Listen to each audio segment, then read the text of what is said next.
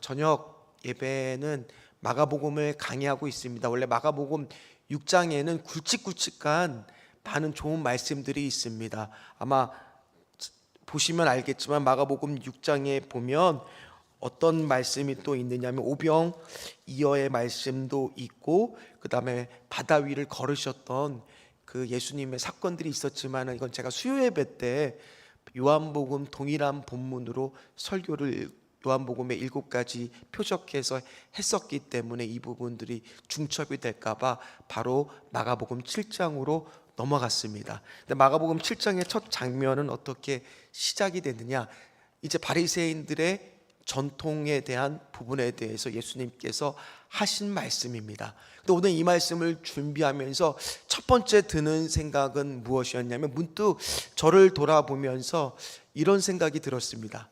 제가 성도들을 대할 때는요, 굉장히 보시다시피 부드럽습니다. 얘기도 잘 들어주려고 하고, 공감도 많이 해드리려고 하고, 또 경청을 하려고 제가 이렇게 듣는 마음을 가지려고 애를 씁니다. 근데 이게 잘 안 되는 순간이 있더라고요. 언제 잘 안 되냐, 우리 아이들 이야기 듣는 거는 갑자기 오늘 말씀을 딱 듣는데 내가 율법적인 아빠는 아닌가, 이런 생각이 제일 먼저 말씀을 준비하면서 드는 거예요.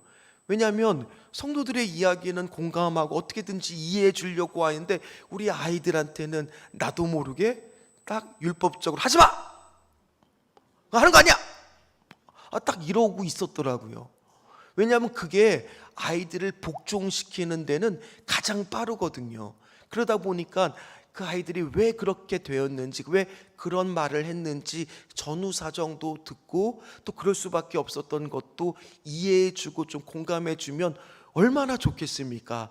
그래, 어쩌면 이거 나는 정작 중요한 우리 가족들한테는 율법적인 남편, 율법적인 아빠가 된 건 아닌가 반성을 조금 했습니다. 그래서 내가 좀 집에 가서는 우리 아이들의 이야기도 조금 더 경청하고 들어줘야 되겠다. 우리도 그렇습니다. 때로는 신앙생활 하다 보면요, 처음에 의도는 굉장히 좋은 마음으로 하는 것들이 다입니다. 그러나 시간이 흐르다 보면 나도 모르게 어디에 잘 빠질 수밖에 없느냐, 마음을 쏙 뺀 형식적인 부분에 매달릴 때가 많다는 겁니다. 분명히 오늘 말씀 중에도요, 예수님께서 그런 부분들에 대해서 외식하는 자라 표현까지 하면서 말씀을 하고 있습니다. 계속 예수님이 사역을 하면서 부딪히는 무리들이 있었습니다. 그 무리들은 바로 뭐였냐면 바리새인 파였습니다. 마가복음 7장 이전에 바리새인들하고 언제 부딪혔냐면 3장에서 부딪혔었습니다. 마지막 3장에서 갈릴리 회당에서 안식일에 손 마른 자를 고쳐주는 문제 때문에 어떻게 안식일에 그런 일을 행할 수 있느냐 하면서 그런 일들로 이 바리새인들과 부딪혔었습니다. 그때 마가복음 3장 6절 바리새인들은 어떤 마음을 가졌느냐, 같이 말씀을 읽도록 하겠습니다. 바리새인들이 나가서 곧 헤롯 왕과 함께 어떻게 하여 예수를 죽이고 위논하니라. 그 다음부터는 바리새인들의 예수님이 일종의 표적이 된 겁니다. 어떻게 하든지 율법의 문제로 저 사람을 걸고 넘어져서 어떻게 하면 저 사람의 명성을 터뜨리고, 어떻게 하면 이 문제를 가지고 저 사람을 해칠 수가 있을까, 이렇게 골몰이 지면서 생각을 했던 겁니다. 왜 그러냐면 예수님의 행보는 다 알다시피 안식일에 병자를 고치시는 거예요. 그리고 분명히 율법적으로는 만져서도 안 되는 혈루병 앓는 연인, 나병 환자들을 고치시는 거예요. 그것뿐만 아니라 죄인이라고 여겨졌던 세리와 창기들과 함께 식사를 하고 같이 하는 겁니다. 그 모습을 바리새인들이 보면서 얼마나 마음이 그들 안에서 안 좋았는지를 모릅니다. 그래서 오늘 마가복음 6장 55절 56절에 보면 점점 예수님이 주목받고 있는 것을 볼 수가 있습니다. 같이 읽도록 하겠습니다. 그 온 지방으로 달려 돌아다니며 예수께서 어디 계시단 말을 듣는 대로 병든 자를 침상채로 메고 나아오니 아무데나 예수께서 들어가시는 마을이나 도시나 촌에서 병자를 시장에 두고 예수의 옷가에라도 손을 대게 하시기를 간구하니 손을 대는 자는 다 성함을 얻으니라. 아멘. 많은 사람들이 예수님을 만나기 위해서 점점점 나오는 겁니다. 심지어 병든 사람은 예수님의 옷자락이라도 좀 붙잡을 수만 있다라면, 붙을 수만 있다라면 병이 실제로 고치는 역사들이 일어나다 보니까 정말 이제는 이 갈릴리 지방의 바리새인들로는 도저히 예수님하고 상대가 안 되는 거예요. 야, 이거 안 되겠다. 이 바리새인 파들 중에서도 좀 그래도 예루살렘에서 공부를 더 많이 한 제대로 된 실력 있는 사람들을 데리고 와야 되겠다. 그것이 오늘 우리가 읽지는 않았지만 7장 1절부터 시작되는 말씀입니다. 같이 읽도록 하겠습니다. 바리새인들과 또 서기관 중 몇이 예루살렘에서 와서 예수께 모여들었다가, 그러면서 그들은 관찰하기 시작합니다. 예수님이 과연 율법적으로 어떻게 트집 잡을 것이 없는지, 지적할 것이 없는지 그들은 살피기 시작했습니다. 바리새인들은 아주 꼼꼼한 사람들이에요. 왜냐하면 구전된 전통대로 모세의 율법을 어떻게 하든지 일상생활에 적용하기 위해서 많은 규칙들을 쭉 이렇게 항목을 만들고 그것을 지키기 위하여 부단히 노력했던 사람들이에요. 그러니까 열심히 있는 사람들이죠. 그러나 그들의 열심은 일종의 종교적인 열심이에요.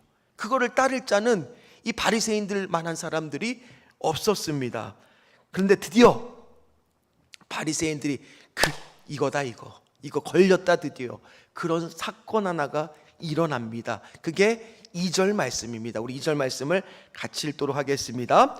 그의 제자 중 몇 사람이 손으로 떡 먹는 것을 보았더라. 아멘. 우리도 밥을 먹기 전에 나갔다 들어오면 다 어떻게 해요? 손 씻으러 오라고 하고 손 씻잖아요. 그런데 이런 위생적인 개념이 아니라 지금 제의적 의미에서 지금 걸렸다라고 이야기를 하고 있는 겁니다. 왜냐하면 그 당시에는 어떤 것이 있느냐, 제사장들은 반드시 성소에 들어가기 전에 그 앞에 있는 물두멍이라는 곳에서 뭐를 하게 되어 있느냐, 제사를 지내기 위해서 뭐 동물을 잡거나 이렇게 하면 손에 뭐가 묻을 수 있어요?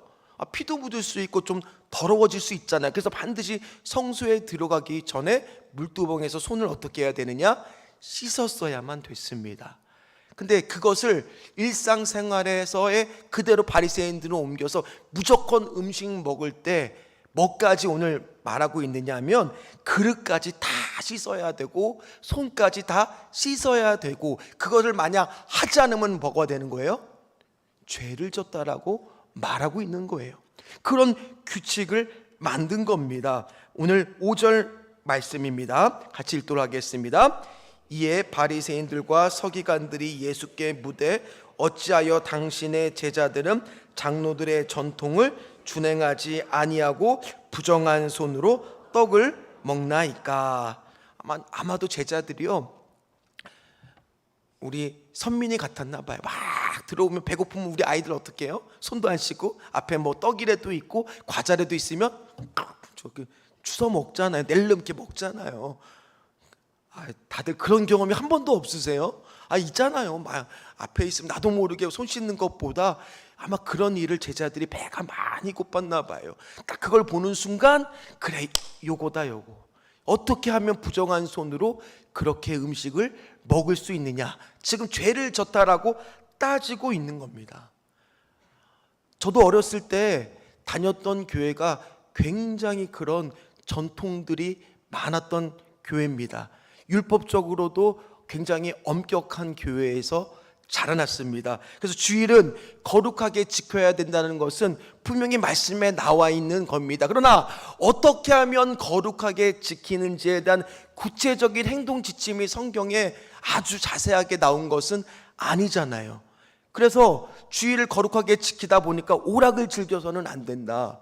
그래서 주일날은 집에서 뭐도 못 보게 하느냐? TV는 못 봐요. 어릴 때 얼마나 TV가 보고 싶었겠어요. TV를 볼 수가 없습니다. 심지어 친구를 만날 수도 없습니다. 왜요? 나를 위해 즐기는 것은 해서는 안 되니까.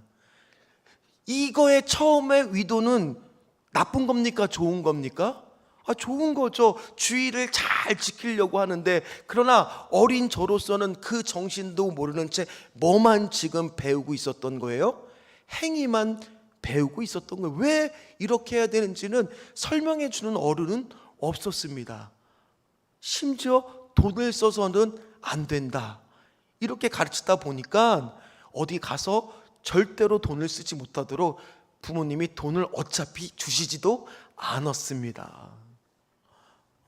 그러다 보니까 여러 가지 생각이 들더라고요. 그래서 제가 중고등부가 되다 보니까 교회에서 찬양을 부르는데, 아니 피아노만 치라는 거예요.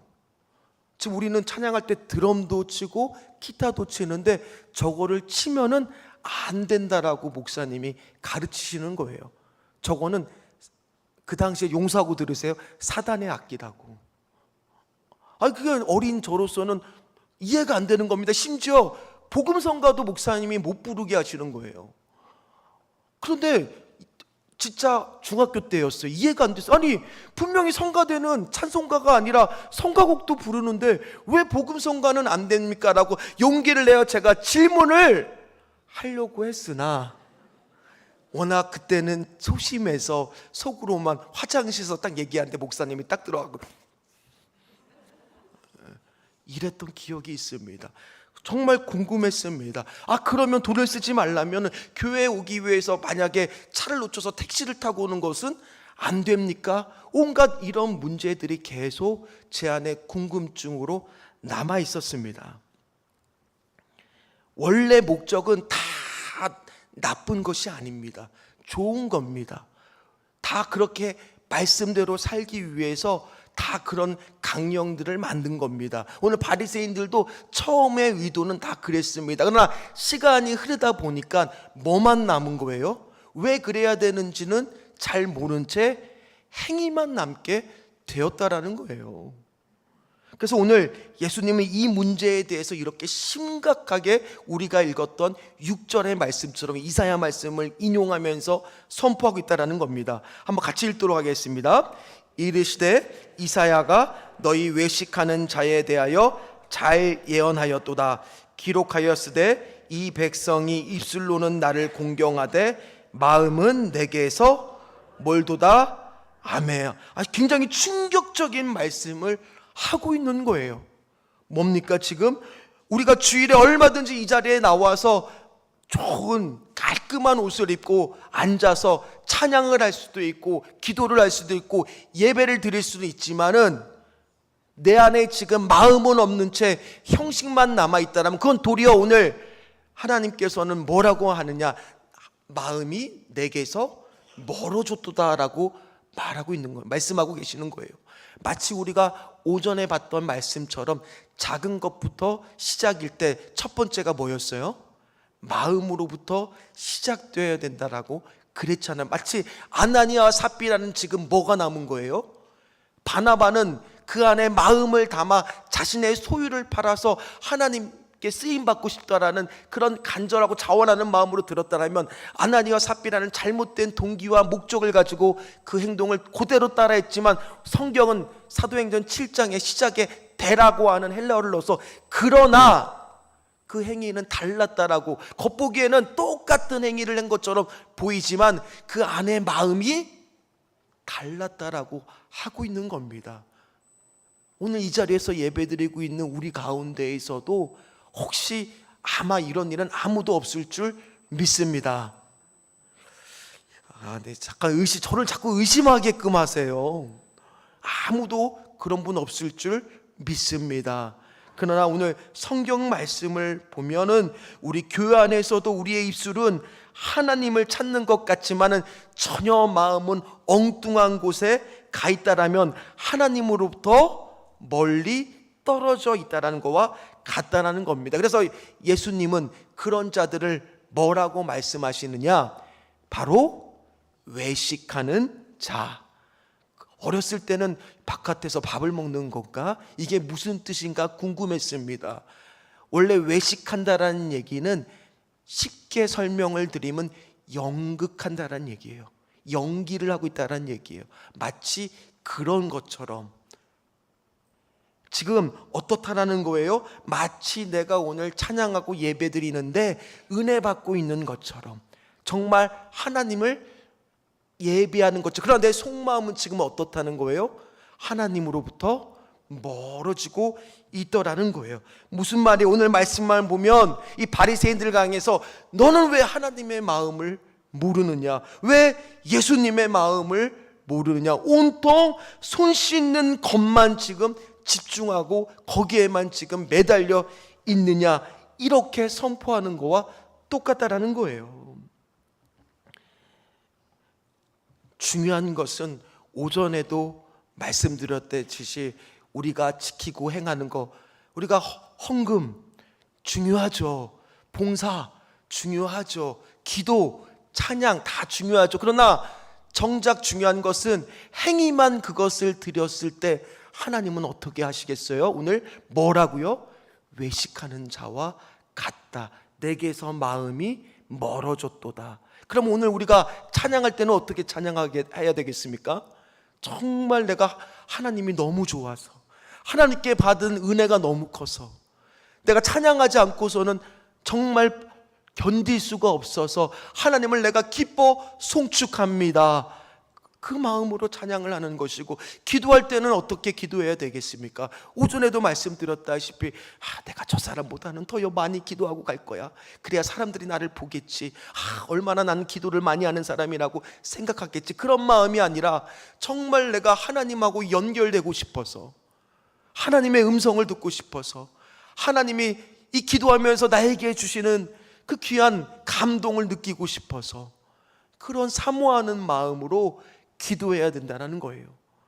이것은 모든 우리 신앙 안에서의 다 적용되는 문제라는 겁니다. 그래서 신명기 10장 16절에서는 뭐라고 말씀하시느냐? 같이 읽도록 하겠습니다.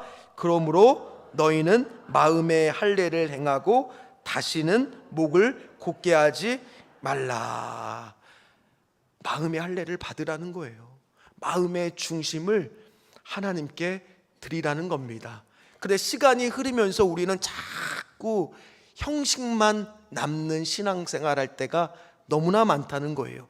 그러다 보면 어떤 일이 생기느냐? 내 마음 속에 삐뚤어진 저울이 생기기 시작합니다.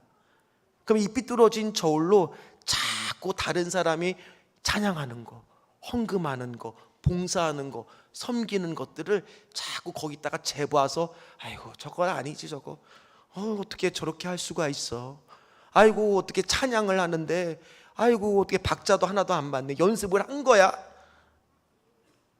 온갖 그런 판단하는 생각들이 우리 안에 들기 시작한다는 거예요. 부족할 수도 있잖아요. 봉사하는데 우리가 약할 수도 있잖아요. 그러면 그분들을 위하여, 우리 성도들을 위하여 기도해주고, 뭐가 좀 도와줄 게 없나, 뭐가 좀 필요할 것이 없나, 혹시나 뭐가 필요하다면 내가 좀 도와줄게, 내가 좀 기도해 줄게, 이렇게 이야기하는 것이 아니라 아이고 연습은 하는 거야. 이런 마음들이, 삐뚤어진 저울들이 우리 안에 생겨나기 시작한다는 거예요. 그런 사람들 향해서 하나님은 뭐라고요? 외식하는 자다. 그래서 오늘 하나님께서 우리에게 원하시는 것은 미가서 6장 8절 말씀이라고 선포하고 있습니다. 같이 읽도록 하겠습니다. 사람아, 주께서 선한 것이 무엇임을 내게 보이셨나니 여호와께서 내게 구하시는 것은 오직 정의를 행하며 인자를 사랑하며 겸손하게 내 하나님과 함께 행하는 것이 아니냐. 아멘. 과연 나는 오늘도 하나님하고 동행하면서 하나님하고 함께하고 있습니까? 아이고 또 잘 걱정하게 하시네요. 계속 함께하고 계십니까? 못하고 계셨다라면 지금부터라도 꼭 함께 하시면서 내 마음에 삐뚤어진 저울을 치워버리시기를 주의 이름으로 축원합니다. 요즘에 감사하게도 새가족 분들이 6월 달에 계속 오고 있습니다. 오늘도 지난 또 2명이 이렇게 등록을 하셨는데, 그분들하고 이제 식사를 마치고 교제를 하고 이렇게 이런저런 담소를 나누다 보면은 참 어떤 좋은 얘기를 하냐, 우리 성도들이 친절하다는 거예요. 어떤 교회를 5개월을 다녔는데 그렇게 주변에서 와서 인사를 해주거나 알아봐 주는 사람이 없었는데, 아니 우리 교회는 왔는데 우리 성도님들이 인사도 밝게 해주고 이렇게 알아봐 주시고 이야기를 걸어주는 것이 너무 감사했다라고 하는 새가족을 본 적이 있습니다. 우리 귀한 성도님들 너무 감사합니다. 그런데 이제 그런 마음들이 있으시대요. 내가 누가 장로님이고 누가 권사님이고 누가 안수 집사님이고 누가 부교육자인지를 잘 모르겠대요. 그래서 우리 새가족들이 보면은 1번 모른 척한다, 2번 나의 이름을 그 직분을 밝히고 소개를 한다. 우리는 몇 번을 해야 되겠어요? 2번을 하셔서 그분들이 그게 궁금하시대요. 이렇게 좋은 교회를 다니시는 권사님은 누구신지, 안수 집사님은 누구신지, 우리 부교육자들 전도사님은 누구신지 우리 그 궁금하시대요. 그래서 가서 먼저 인사를 해주시기를 주의 이름으로 부탁을 드리겠습니다. 봉사도 마찬가지입니다. 주님께 우리가 은혜 받는 마음으로, 자원하는 마음으로 계속 기다리고 있습니다. 왜냐하면 모든 것의 원동력은 율법이 아니라 은혜이기 때문입니다. 봉사를 하는 힘도 뭐로 해야 되는 거예요? 내가 은혜를 너무 한량없이 받아서, 내가 무엇이 간데 나 같은 자를 주님께서 사랑하십니까? 나 같은 죄를 하나님이 사랑하십니다. 그 은혜가 마치 1만 달란트 받은 것처럼 넘쳐나는, 진짜 이 세상적 돈으로 따지면 도대체 내가 평생 다 갚하고 벌어도 할 수 없는 그런 어마어마한 은혜를 주셨기 때문에 내가 하나님을 너무 사랑해서 오늘 다른 연약한 영혼들을 섬기고 싶습니다. 이런 마음으로 하는 것이 뭐예요? 봉사가 되어야 되는 거예요. 그래서 내가 받은 은사를 가지고 하나님을 찬양하고 싶습니다. 그래서 찬양대를 하는 겁니다. 그래서 지금도 교사를 구하고 있습니다. 계속 교회에서는 우리 가운데 정말 은혜 받으시고 내가 아이들을 위해서 좀 섬기고 싶다, 내가 정말 찬양으로서 하나님을 섬기고 싶다, 그런 분들은 자원하셔서 우리 성도님들 중에서 많은 분들이 기쁨으로 하나님을 섬기는 봉사에 함께 하시기를 주의 이름으로 부탁을 드리겠습니다. 그럼에도 불구하고 형식만 남게 되면은 어떻게 되느냐? 주일날 낮 예배 한 번 드리면 나는 하나님께 다 했어, 나는 하나님께 할 일 다 한 거야, 주일 송수한 거야, 또 찬양대나 교사 봉사를 하고 있는데 내 안에 형식만 남아 있다라면 나는 신앙적인 의무는 다 한 거야, 주일 헌금 드린 물질에 대해서도 어떻게 되냐, 나는 다 한 거야, 다 한 거야. 이런 마음들이 형식만 남으면 들기 시작한다는 거예요.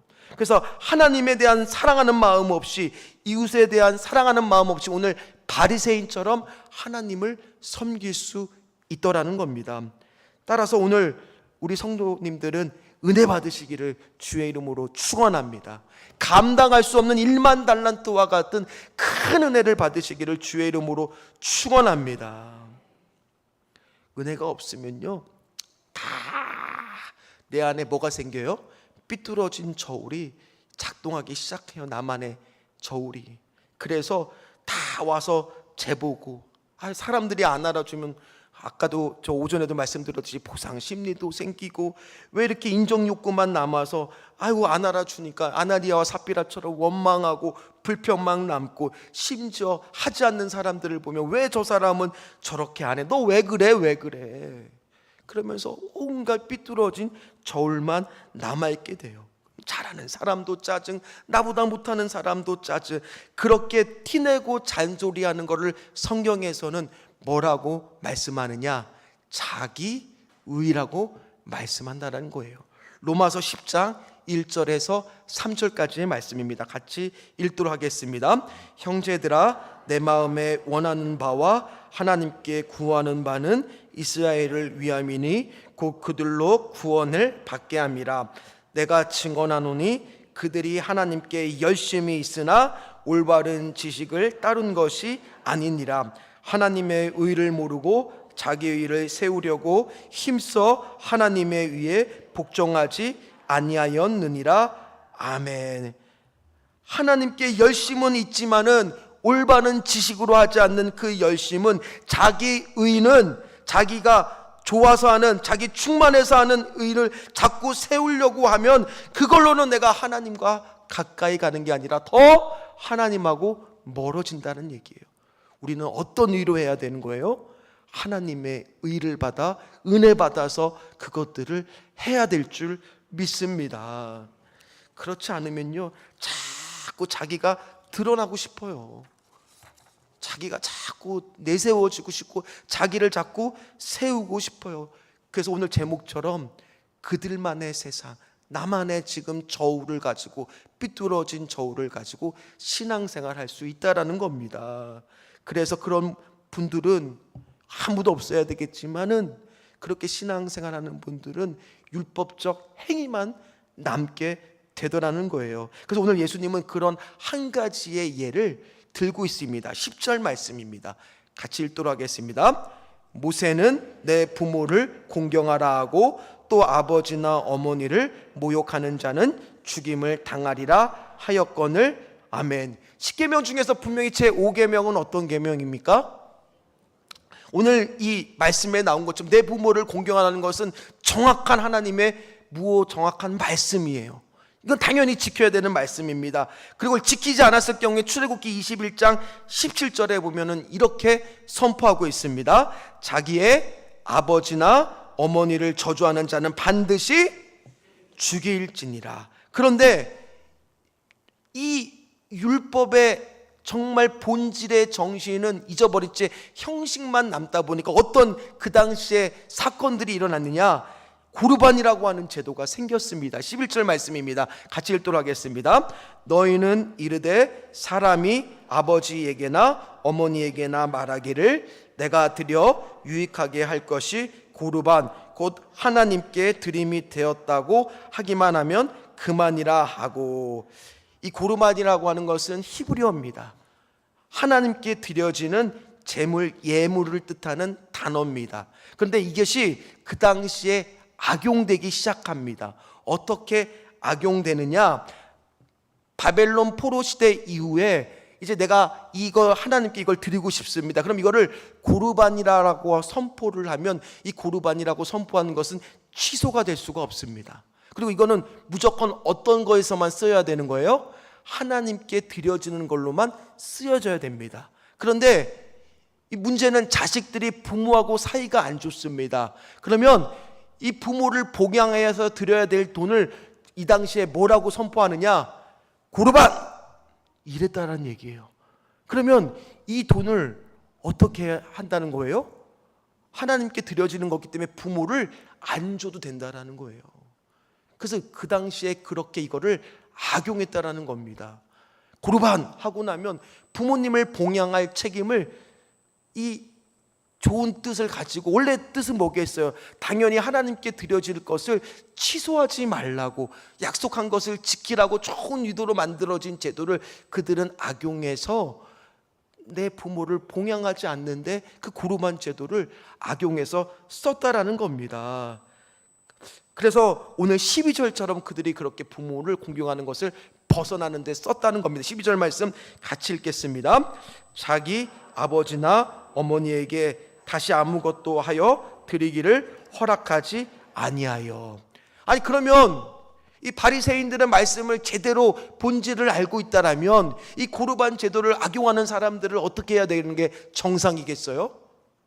너 어떻게 그렇게 마음을 드리는 게 아니라 형식만 남아서 하나님의 마음을 힘들게 하느냐? 잘못된 것을 가르쳐 줬어야죠. 또 중간에 정신 차려갖고 내가 이제 고르반이라고 했지만은 하나님께 다시 이 서약한 것을 돌리고 내 부모를 섬기는데 이 물질을 쓰겠습니다라고 했을 때 바리새인들이 허락해 줘야 되잖아요.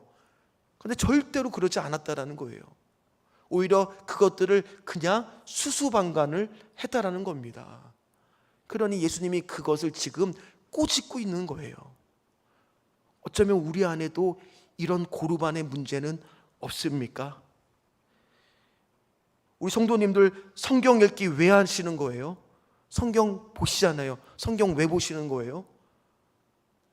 나는 하루에 성경을 10장씩 읽어 자랑하기 위해서 성경을 보는 거예요?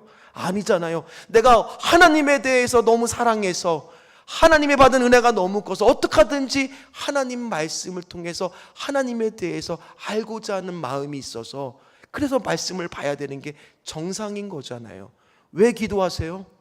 아까도 얘기했죠. 왜 전도하세요? 하나님이 좋으니까.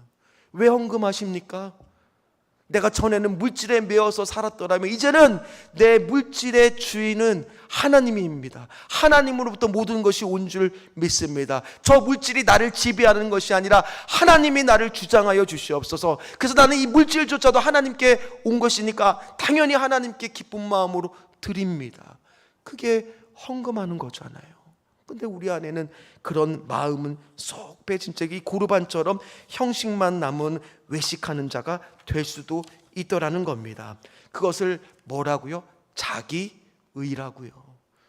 내가 세워지는 것에 집중하는 순간 그렇게 우리는 변질될 수 있는 신앙을 가질 수 있다는 겁니다. 그러면서 삐뚤어진 저로 그래도 나는 누구보다 더 나은 믿음이야. 난 너랑 달라. 이런 마음들을 가질 수가 있더라는 겁니다. 그래서 예수님은 13절처럼 아주 추와 같은 걸로 꾸짖고 계십니다. 같이 읽도록 하겠습니다. 너희가 전한 전통으로 하나님의 말씀을 폐하며 또 이 같은 일을 많이 행하느니라 하시고 아멘.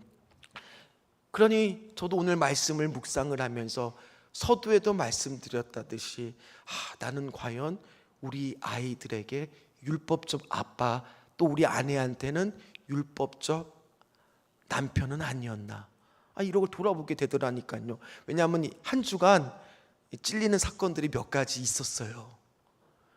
고백을 또 하고 싶지만은 또 이걸 고백하는 순간 또 우리 목사님도 참 그러시구나 하면서 좋아하시는 분들이 너무 많을 것 같아서 저 하나님한테만 고백하겠습니다. 저도 돌아보면서 하나님 앞에 죄송합니다. 내가 우리 아이들을 정말 사랑하는데 우리 아내를 사랑하는데 때로는 내 눈 안에 삐뚤어진 저울이 작동을 해서 내가 우리 아이들한테 때로는 좀 큰 소리로 혼내기도 하고 우리 아내한테도 왜 그렇게 했냐라고 내가 이야기한 것은 내 안에 정말 사랑의 마음, 은혜의 마음이 사라진 채 행위만 가지고 율법적으로 판단하려고 했던 것은 아닌가. 먼저 저 자신부터 돌아봤습니다. 오늘 예배에 나온 우리 귀한 성도님들 안에는 외식하는 바리새인과 같이 형식만 남은 그런 신앙생활 하는 분은 한 분도 없으시기를 주의 이름으로 축원합니다. 말씀을 마무리하도록 하겠습니다. 자기의가 나오는 순간 우리 안에는 하나님의 사랑과 은혜가 없어지고 율법의 형식만 남게 됩니다. 오늘도 우리는 자기의를 자꾸 붙드는 게 아니라 누구를 붙들어야 돼요? 하나님의 의를 붙들어야 되는 거예요. 하나님의 의는 뭐예요? 하나님의 은혜와 사랑을 붙들어야 되는 거예요.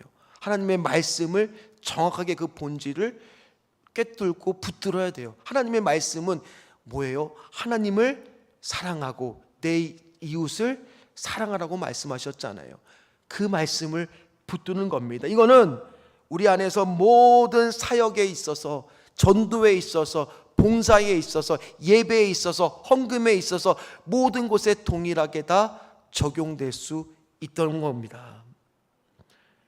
그 모든 것을 다 내려놓고 하나님, 그렇습니다. 내가 하나님하고 지금 멀어지는 신앙생활을 하고 있는 것은 아닙니까? 다시 한번 가난한 심령을 저에게 허락하여 주시옵소서. 그래서 자기 위를 내세우려고 했던 나도 율법적 또는 신앙인이 됐던 것은 아닙니까? 다 내려놓고 하나님을 사랑하는 마음으로, 은혜를 한량없이 받은 마음으로 그렇게 신앙생활할 때 하나님이 채워주실 줄 믿습니다. 그럴 때 이 말씀은 종교가 아니라 정말 진리의 말씀으로 우리에게 다가오게 될 줄 믿습니다. 그렇게 오늘도 진리의 말씀으로, 영원한 생명의 말씀으로 그렇게 신앙의 길을 걷는 저와 여러분 되시기를 주의 이름으로 축원합니다. 우리 같이